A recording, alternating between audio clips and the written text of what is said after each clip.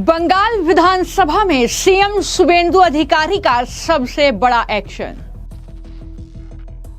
3 IPS अधिकारी विनीत गोयल, इंदिरा मुखर्जी और अभिषेक गुप्ता को किया सस्पेंड। আমরা আজকে তিনজন আইপিএস কে সাসপেন্ড করছি। মিস্টার বিনীত গোয়েল, উনি এখন এডিজি রয়েছেন আইবিতে, আর আরো দুজন আইপিএস শ্রীমতী ইন্দিরা মুখার্জি এবং শ্রী অভিষেক গুপ্তা, এই তিনজনকে আমরা আজকে সাসপেন্ড করলাম।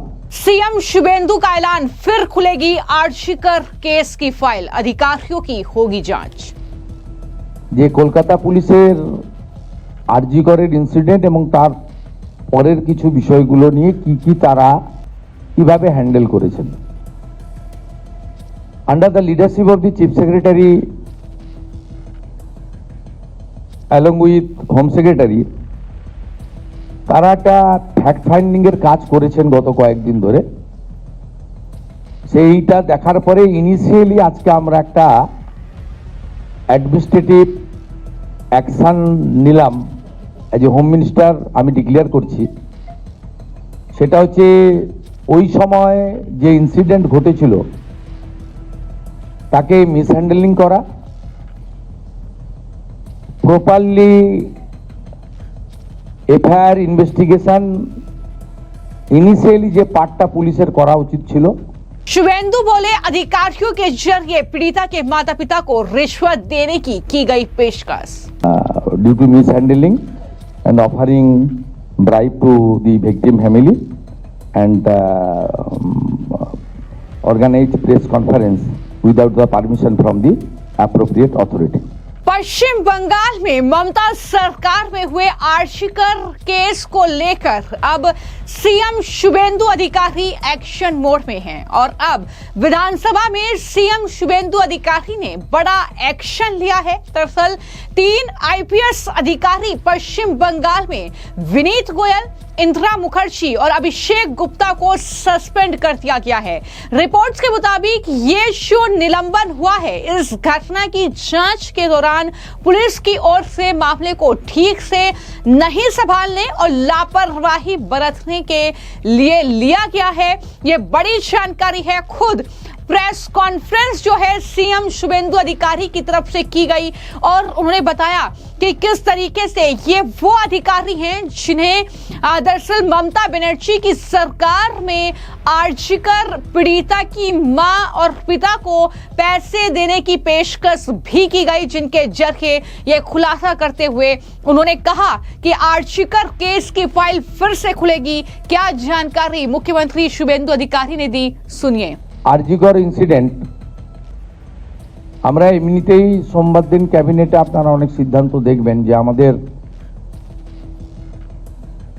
চার্জশিট ডিক্লারেশন এবং ম্যানিফেস্টোতে অনেকগুলো বিষয় বলা রয়েছে, অ্যাট্রোসিটি এগেইনস্ট ওমেন, আমাদের ইনস্টিটিউশনাল করাপশন, ওগুলো আমরা পরে পরে বলবো। ক্যাবিনেটের অ্যাপ্রুভাল নিয়ে, প্রপার অথরিটির অ্যাপ্রুভাল নিয়ে আমরা আপনাদেরকে নিশ্চয়ই জানাবো। কিন্তু অ্যাজ এ হোম মিনিস্টার আমি চার্জ নেওয়ার পরে মাননীয় চিফ সেক্রেটারি, মাননীয় হোম সেক্রেটারির কাছে রিটিন চেয়েছিলাম যে কলকাতা পুলিশের আরজি করের ইনসিডেন্ট এবং তার পরের কিছু বিষয়গুলো নিয়ে কি তারা কিভাবে হ্যান্ডেল করেছেন। Under the leadership of the chief secretary along with home secretary, তারা একটা ফ্যাক্ট ফাইন্ডিং এর কাজ করেছেন গত কয়েকদিন ধরে। সেইটা দেখার পরে ইনিশিয়ালি আজকে আমরা একটা অ্যাডমিনিস্ট্রেটিভ অ্যাকশন নিলাম। অ্যাজ এ হোম মিনিস্টার আমি ডিক্লেয়ার করছি, সেটা হচ্ছে ওই সময় যে ইনসিডেন্ট ঘটেছিল তাকে মিসহ্যান্ডেলিং করা, প্রপারলি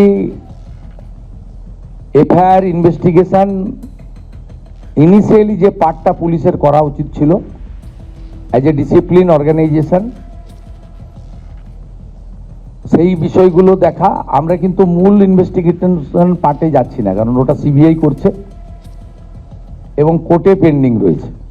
আমরা শুধুমাত্র আমাদের সরকারের যে লোকরা ছিল, specially the senior police officers, দিদেন কলকাতা পুলিশের যারা ছিলেন সিপি এবং ইনক্লুডিং অল। এবং সবচেয়ে বড় অভিযোগ যেটা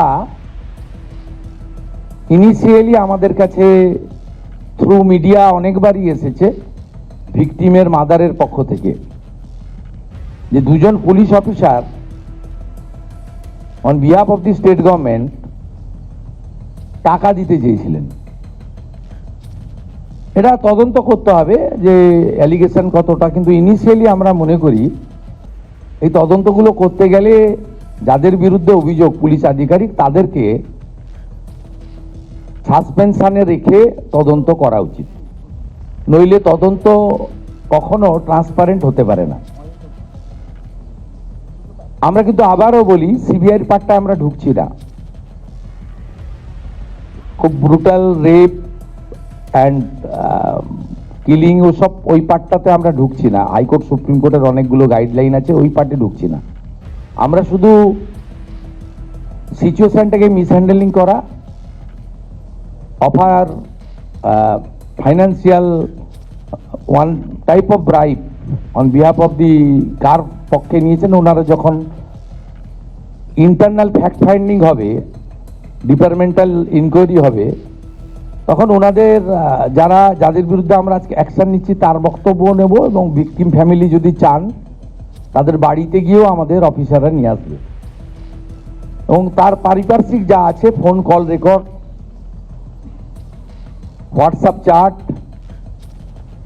এগুলো আমরা পরে পরে বের করব। তখনকার যারা অফিসাররা ছিলেন তাদের সঙ্গে কাদের কাদের কথা হয়েছে, কোনো মন্ত্রী মুখ্যমন্ত্রী দিদেন টাইমে তাদের কোনো ইনস্ট্রাকশন ছিল কিনা, এগুলো আমরা সব বের করব। কারণ ওদের যে অফিসিয়াল এবং পার্সোনাল সেটা আপনার ইনভেস্টিগেশনের পার্ট, কিন্তু আমরা ওই মিসহ্যান্ডেলিং আর পরিবারকে বেআইনিভাবে অর্থ অফার করা, আর একজন ডিসি তার প্রেস কনফারেন্সের অ্যাটিটিউড এবং language in front of media, এটা আমাদের রাজ্যের ক্ষেত্রে খুব একটা সুখকর ছিল না। এই সব কিছু দেখে, কারণ ইটস এ ডিসিপ্লিন ডিপার্টমেন্ট, উনি spokesperson of the Kolkata police ছিলেন না অফিসিয়ালি, আমরা এখান থেকে তথ্য নিয়েছি। উনি spokesperson of the secretariat PD police ডিপার্টমেন্টের স্পোক্সপারসন বা হোম ডিপার্টমেন্টের স্পোক্সপারসন ছিলেন না। উনাকে পার্টিকুলার আরজিকর ইস্যুতে সাংবাদিকদের সামনে কথা বলার জন্য কোনো কাগজে কেউ দায়িত্ব দেয়নি। কেউ ভার্বেলি দিয়ে থাকতে পারে, সেটা কল রেকর্ডে বোঝা যাবে, কিন্তু উনার যে বক্তব্যের থ্রোয়িং, এটা নারী সমাজ, মাতৃশক্তি, আমরা সবাই তো ভারত পিতা বলি না, ভারত মাতা বলি, এবং অভয়া ইনসিডেন্ট আমাদেরকে নাড়িয়ে দিয়েছে গোটা পৃথিবীতে, এবং নিশ্চয়ই পশ্চিমবাংলার মান মর্যাদা গরিমা সব নষ্ট হয়েছে। ঠিক আছে, আমরা আরো অনেকগুলো মেজার নেব। আমরা আজকে 3 জন আইপিএস কে সাসপেন্ড করছি। মিস্টার বিনীত গোয়েল, উনি এখন এডিজি রয়েছেন আইবিতে, আর আরো 2 জন আইপিএস, শ্রীমতী ইন্দিরা মুখার্জি এবং শ্রী অভিষেক গুপ্তা, এই 3 জনকে আমরা আজকে সাসপেন্ড করলাম। এবং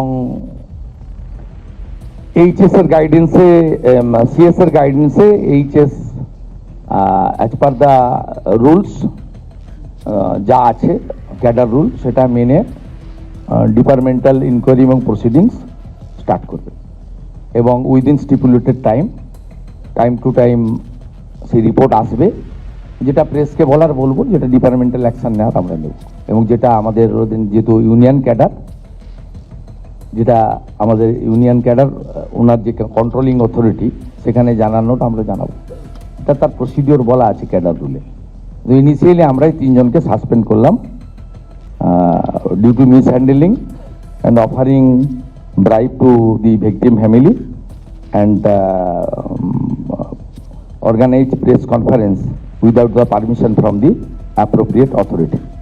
Mr. Vinit Goyal, Srimati Indira Mukherjee, Sri Abhishek Gupta. Thank you. तो प्रेस कॉन्फ्रेंस में सीएम शुभेंदु अधिकारी ने घोषणा करती है कि आरजीकर हॉस्पिटल के डॉक्टर के साथ जो बलात्कार और हत्या का केस हुआ उसकी फाइल फिर से खोली जाएगी। उस जांच से जुड़े 3 अधिकारियों को फिलहाल निलंबित किया जाएगा और इन तीनों आईपीएस अधिकारियों के खिलाफ एक न्यायिक जांच शुरू की जाएगी जो वर्तमान में अलग अलग पदों पर कार्य कर रहे हैं। मुख्यमंत्री ने कहा कि तीनों अधिकारी केस को लापरवाही पूर्ण तरीके से संभालने में शामिल थे। पीड़िता के माता पिता को रिश्वत के रूप में पैसे की पेशकश की गई। अगस्त 2024 में इस जघन्य अपराध को अंजाम क्या किया, ये सारी बातें इसी प्रेस कॉन्फ्रेंस में मुख्यमंत्री शुभेंदु अधिकारी ने की और लगातार हम देख रहे हैं कि शुभेंदु अधिकारी जो है एक्शन मोड में है। मैं आपको जानकारी दे दूं कि शुभेंदु अधिकारी ने साफ किया कि राज्य सरकार अपराध की वास्तविक जांच में हस्तक्षेप नहीं कर रही है जो सीबीआई की ओर से की जा रही है।